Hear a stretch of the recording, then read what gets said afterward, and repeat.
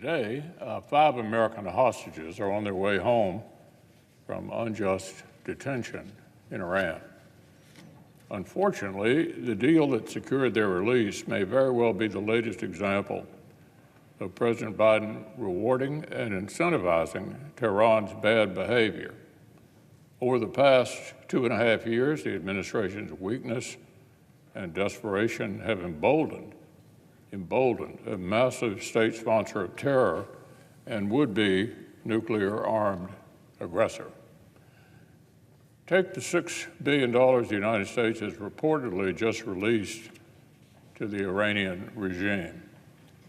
Administration officials have insisted that this money is subject to strict oversight and may only be used for humanitarian purposes. Iran's president, on the other hand, understands that money is fungible. He said, and this is the exact quote, "Humanitarian means whatever the Iranian people need, and the needs of the Iranian people will be decided and determined by the Iranian government," end quote. Well, Madam President, we know quite well that the Iranian people's needs and the Iranian regime's priorities rarely overlap. For example, protesters continue to take to the streets across Iran to denounce the regime's 1 year after the so-called morality police killed a young woman for not wearing her headscarf correctly. Brave Iranians are taking greater and greater risks to speak out for freedom from the brutality of a corrupt, theocratic regime.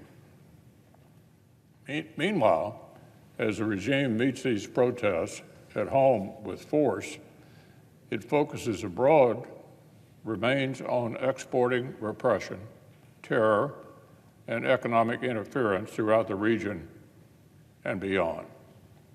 Tehran continues to accelerate its enrichment of weapons-grade uranium and stonewall international inspectors seeking the truth about Iran's weaponization work. Just last week, the regime barred several UN inspectors from conducting scheduled oversight across the country. The regime is racing to ramp up production of the weaponized drones it uses against Arab and Israeli civilians to supply Russian violence in Ukraine. Iran-backed militia continue to threaten U.S. service members in Iraq and in Syria. Tehran continues to funnel resources to terrorist proxies like Hezbollah in Lebanon and Hamas in Gaza that attack Israel. And the regime has even plotted to kill U.S. officials and dissidents here on American soil.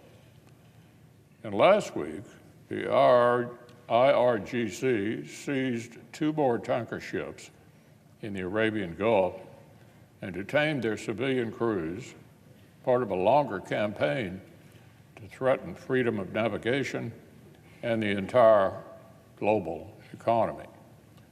This growing threat has led the U.S. military to deploy 3,000 additional Marines to the Red Sea and prepare to put U.S. personnel on commercial vessels to try to deter Iranian aggression. By every measure, Iran poses a greater threat to its neighbors and to the United States than it did 2.5 years ago. The Biden administration's record of appeasement and squandered leverage has left Americans less secure. The urgent question now is when the president will finally decide to change course, because so far his administration's obsession with reviving a flawed nuclear deal actually suggests otherwise.